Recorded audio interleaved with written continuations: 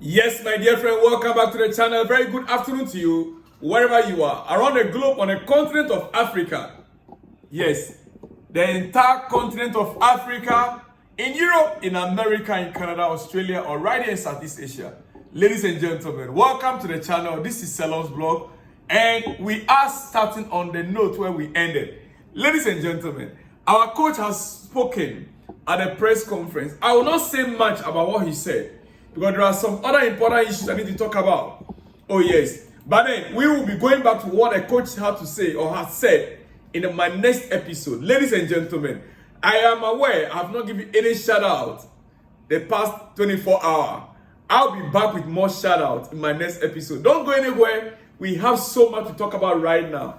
Look, Ipswich captain Sam Mose refuses to wear rainbow laces armband because of religious belief. I spoke about this in my last episode, and it's coming up again because more news are coming up on it. Not just about him, about another captain. Ladies and gentlemen, Ipswich captain Sam Mose refused to wear the rainbow laces armband because of religious belief. Now, the club defend British-born Egypt International's decision not to support the campaign. The club defend British-born Egypt International's decision. He is a British-born. He is a British-born, yes, but Egyptian heritage. And the club fully support him 100% on his decision. Ladies and gentlemen, now, let's move on to something else. I'll show you something again.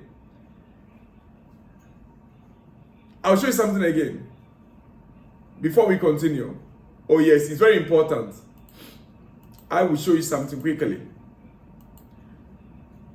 ESPN has learned that Crystal Palace and England centre-back McGuire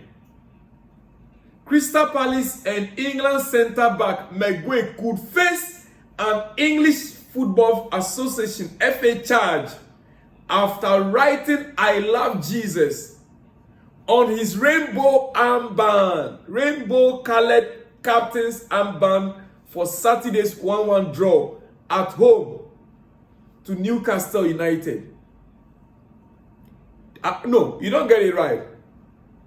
Crystal Palace and England centre-back McGuire, Chelsea Academy product McGuire could face English FA charge after writing "I love Jesus" on the rainbow-colored captain's armband for Saturday's 1-1 draw at home to Newcastle. Ladies and gentlemen, what are we beginning to see in England? What is it that we are beginning to see in England? I thought when we were growing up, we were told that Christianity even emanated from England. And someone who is a Christian wrote on the armband as a captain. You gave him the armband, LGBTQ colored armband. He did not reject it, he accepted it, which was his fault.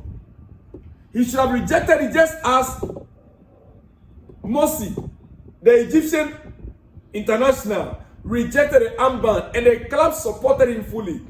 You, McGuire, you accepted it and he now went and wrote "I love Jesus" on it. This, we are being told, he's facing FA's charge.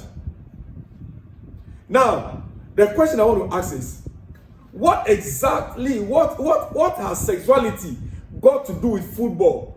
What has sexuality got to do with football? Why are LGBTQ forcing their rods down our throats? Supporters, fans of every club need to rise up. We need to start raising our voice. If anything like this should happen now, and the fans of Crystal Palace did not stand up against this, and they see their captain being charged by the FA, dear friend, it will just be the beginning of the worst to come. It will be the beginning of the worst to come. Why are they trying to force down the throat of LGBTQ on everyone else? How much have they paid the Premier League? How much money have they collected? Have the FA collected from the LGBTQ, whatever they call themselves? Are they the sponsors of the league? How much have they paid? Must they force their belief? A man wants to marry a fellow man. So it must be forced on a football, a beautiful game now that we all watch. Come on. It was an eyesore seeing almost all the club captains wearing it. I was angry with him and I didn't just understand it until the news started coming up.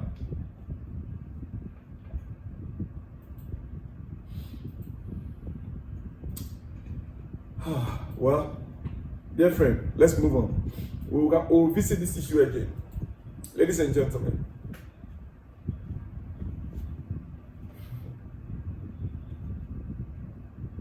you see, the FSA, Football Supporters Association, FSA, yes, supporting campaigning national and democratic group for fans in England and Wales. If things like this are happening, we need to speak up. Generally, ladies and gentlemen, well, I want to announce to you our own boy, Cole Palmer. Ladies and gentlemen, Cole Palmer once again has won an award from the Supporters Union, the Football Supporters Association, the FSA in England, the FSA, Football Supporters Association. Yes, they have awarded Cole Palmer as the player of the year, player of the season, last season. The award goes to Cole Palmer, another award in his first season at Chelsea. FSA player of the season, last season, goes to our own Cole Palmer. As you can see him there with the award. Ladies and gentlemen, now let's face other important matters in the next 5-7 minutes. I should be out from here quickly. Tomorrow's lineup against Southampton. Our head coach has spoken. And before I get to that, I want you to understand something here. The starting 11 that was used against Aston Villa on Sunday, we all saw it. We saw Romeo Lavia playing together with Enzo Fernandez and Caicedo. We also saw Pedro Neto. And we saw Sancho. Now, both Sancho, Enzo Fernandez, and sometimes, when I say Pedro Neto, these are all Team B players, right? Tomorrow, Wednesday game against Southampton. Wednesday's lineup will be very interesting. Tomorrow's lineup against Southampton will be very interesting to watch. Don't miss out. Not sure if we can afford to make 10 changes as usual, midweek game. I'm not too sure if our head coach is going to make another fresh starting 11. 10 changes like we used to do in midweek. I'm not too sure on that. I will expect just around 5 changes. I will expect just around 5 changes. You know why? As a matter of fact, I wrote this down before the press conference came out. Just as I thought in my mind, so did our exact thing. The statement from our coach during the presser tells you the same thing. What did he say? Our head coach speaking at the presser, Enzo Maresca says tomorrow's meeting with Southampton will be Chelsea's toughest test yet this season. Chelsea's toughest test yet this season. He says it's the worst game since we start the season for us, and will be the toughest game since we start the season. We need to be ready, otherwise it will be a bad day for us. I understand this perfectly, ladies and gentlemen. Do you know Southampton played their game on Friday evening, Friday night? Yes, their last game was played Friday night. Chelsea played on Sunday. Between Friday and Sunday alone is enough to prepare for the next game. Now, they've had 5 days of rest. Chelsea have only 2 days, or let's just say 2.5 days. We played game Sunday night. Monday was for recovery. We had only today, Tuesday, to train. And we are playing the game tomorrow. Do you see what the coach is saying? And now, do you understand why, when I was preparing my earlier notes, I put it down straight away, that I will not expect full changes in the squad.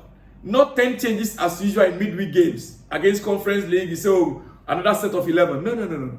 This is going to be a very tough game against Southampton. And therefore, Maresca is going to come up with the best 11 for the day. Like he said, it is going to be the toughest game of the season for us. Because we had only 2 days of preparation. Now, the worst game since we started the season. Now, listen to what Southampton head coach has said. Southampton head coach Russell Martin on Chelsea said they are really starting to click into gear and to get into flow a bit. Against Aston Villa on the weekend, they were excellent, really outstanding. They have some top players, but it's how you get them players on the ball, and in the areas where you want to, they can do their stuff, and they do it regularly. They can do their stuff, and they do it regularly. For you to understand that, he also studied Chelsea's game. He watched Aston Villa match. He saw every of our movements, and is fully prepared towards it. He had 5 days preparation. We had only 2 days. Dear friends, quickly, I want to speak on Moises Caicedo and Romeo Lavia, and I will conclude there. Actually, I have a full video on Caicedo, but because I don't have time, let me just rush it quickly. I have been studying through Caicedo's performances. Yeah. And there have been so much talks or comparison between Moises Caicedo and Gravenberch of Liverpool. Who is the best DM in the Premier League? There is so much talks in the past weeks. Gravenberch, Moises Caicedo, Chelsea, Gravenberch, Liverpool. Ladies and gentlemen, this argument has to stop somewhere because the stats can speak for itself. You can see them on your screen. Now, when you go further from what you are seeing on your screen right now, successful tackle per 90 minutes, block per 90 minutes, clearance per 90 minutes, headed clearance per 90 minutes, interceptions per 90 minutes, possession won per 90 minutes. When you go through all this further and you dig deep down and you check Moises Caicedo's numbers against Aston Villa down to our first game of the season, yes, Moises Caicedo's stats from this last game on Sunday, he's always performing above average. 7.4, 7.1, 7.2, 7.6, 7.7, 7.5, 7.8. Always above. Even the highest was 8.3. In comparison to Gravenberch, dear friend. But at the same time, when you analyze carefully with more statistics, as I have on your screen right now, dear, you could see that both players are just the best in the Premier League. No argument for me. The difference between Caicedo and Gravenberch is just 1-2, 1-2. You can see it right there on your screen by yourself. Now, when you move to Romeo Lavia, I try to prepare both analysis, Caicedo and Romeo Lavia. But because of time, I don't want to go fully. But let me just point out that I have said it before, that Lavia defensive awareness has improved multiple folds. Going into the game against Southampton, I was expecting to start again. You won't see his work until you analyze his positioning and movement. You know, I watched Generation X analysis by Sherwood and Osman, and they pointed out how Lavia tracks and presses, which according to them, Gordon Gunn of Man City isn't doing that. Tactically, Lavia has improved a lot. That's the first thing I noticed against Aston Villa. Ladies and gentlemen, let me end by announcing this to you, because I'll be back with more exclusives and more of what our head coach has said. Anthony Taylor will be in charge of Chelsea versus Tottenham next weekend. Referee Anthony Taylor will be in charge of Chelsea-Tottenham game. Tottenham-Chelsea, it's an away game next weekend. Yes, next weekend at White Hart Lane. Anthony Taylor, ladies and gentlemen, this is the 4th time, if I'm not mistaken, or the 3rd time in 12 games in a season, or 13 games. Anthony Taylor refereeing Chelsea match 3 or 4 times now. What crime has Chelsea committed? What is happening? Is Anthony Taylor the only coach, referee in the Premier League? Let's just say in 12 games, he ref Chelsea's matches 4 times. I leave that to your judgment. I'll see you guys in the next one when you see me. Shalom and peace.